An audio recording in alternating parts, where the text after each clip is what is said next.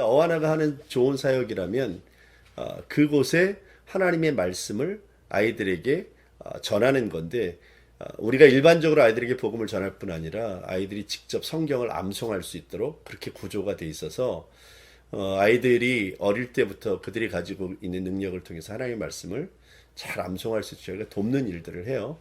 그러면 사람들이 그렇게 물어보더라고요. 아이들이 암송하면 그거 다 이해하냐? 근데 제가 보면 이해를 다 하는 것 같진 않아요.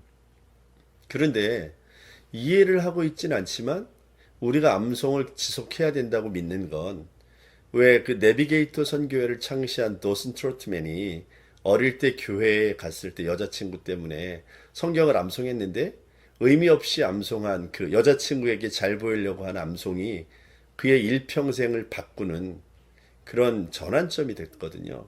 그러니까 지금 아이들 입장에서 성경을 암송하는 것이 큰 의미가 없어 보일 수 있어도, 그것이 그 아이들 속에 내재되어 있으면 어느 순간 성령님이 그 말씀을 통해서 그 아이를 변화시키고, 그리고 그때부터는 그 아이가 가진 모든 성경이 가장 강력한 영적 능력이 된다는 사실을 전 믿고 있거든요. 그러니까 어와나는 그런 일들을 돕고 있습니다. 그래서 복음을 지속적으로 전하고 성경 말씀을 암송하게 하고, 이것들을 가능하게 하기 위해서 유니폼도 입히고요, 상도 주고요, 아이들이 그 어떤 관심들을 떨어뜨리지 않게 하려고 이벤트를 해요.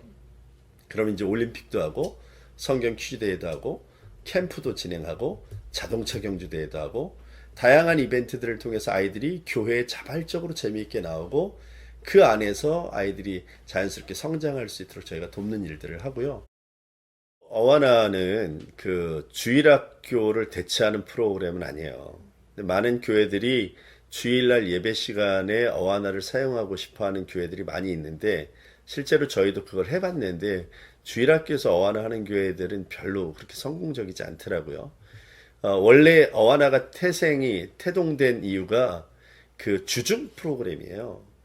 그러니까 주일날은 예배에 집중하고 주중에 한번 모여서 성경 암송도 하고 이벤트 게임도 하고 다양한 것들을 통해서 아이들에게 그 주일날 한 번만 모이는 그 것을 중간에 다리를 놓아줌으로 인해서 아이들이 주일날 교회에 대한 것도 잊지 않고 또 더 업그레이드된 신앙인으로 성장할 수 있도록 도움을 주는 거거든요. 그러니까 어와나는 아이들이 일주일 동안 성경을 암송하는 시간이나 이런 것들이 얼마 정도 한 시간 이상은 아이들이 따로 암송을 하고 있는 거라고 생각이 돼요. 제 아이들도 이제 어와나를 해요. 물론 제가 이제 어와나에서 하니까. 근데 아이들 일주일에 보면 하루에 한 10분, 20분 또는 30분씩 꾸준히 아이들을 이제 하도록 격려하거든요. 그게 많은 시간은 아닌데 아이들 입장에서는 그거 하나님의 말씀을 날마다 가지고 그것을 한 번씩 본다는 것들이 하나님에 대해서 더 깊게 생각할 수 있는 동기를 부여해 주는 것 같고요. 또 어와나를 진행하면 그 아주 높은 단계 성취를 하는 아이들이 있어요. 그러니까 성경을 뭐 359절 정도를 뭐 암송하는데 그거를 한 자리에서 그냥 2시간, 3시간 동안 암송하면 통과하는 과정들도 있거든요. 근데 그런 아이들을 이렇게 봐요. 그런 아이들을 모아서 저희가 장학 캠프라는 것도 진행하거든요. 근데 그 아이들을 보면 사람들이 생각할 때 아이들이 참 대단하다고 여기는 것 같아요.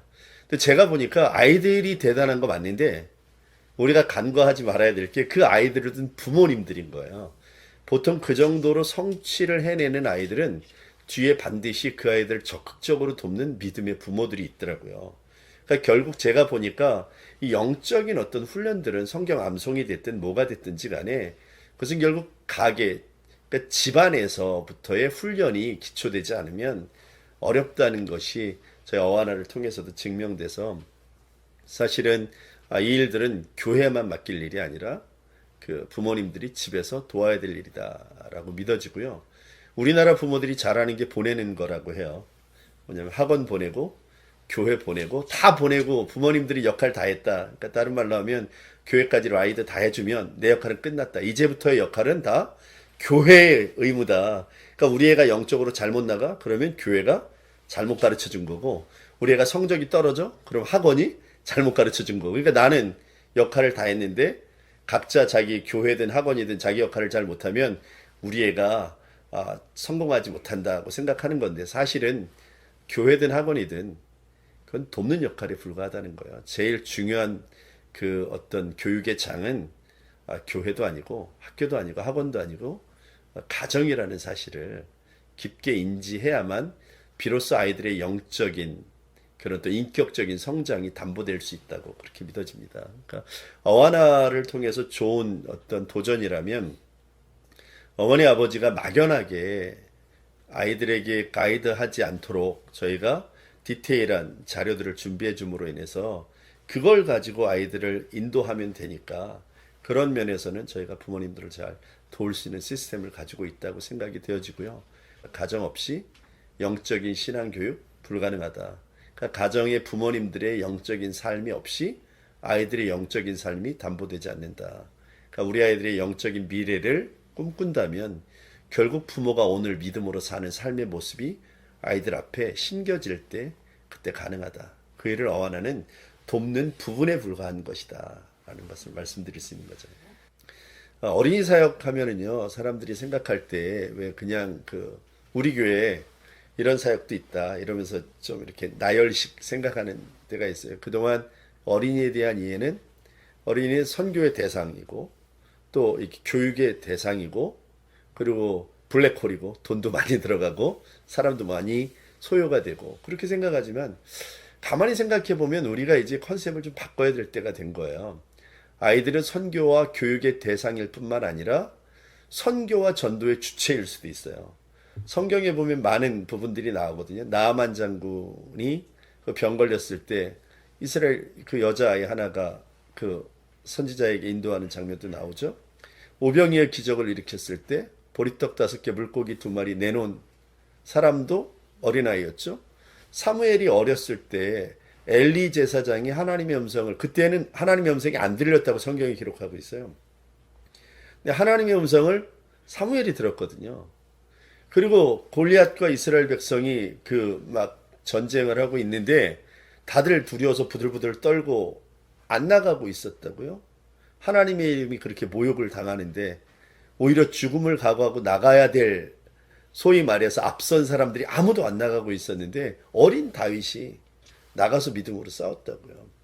그동안 우리는 아이들은 항상 그 뭔가 줘야 되는 섬겨야 되고 키워야 되고 돌봐야 되고 가르쳐야 되는 그 대상으로만 생각했지만 사실은 그 어린 영혼은 그 자체로 하나님께 쓰임받는 일꾼이라는 사실을 우리가 확인해내야 되는 거죠. 우리 스스로에게.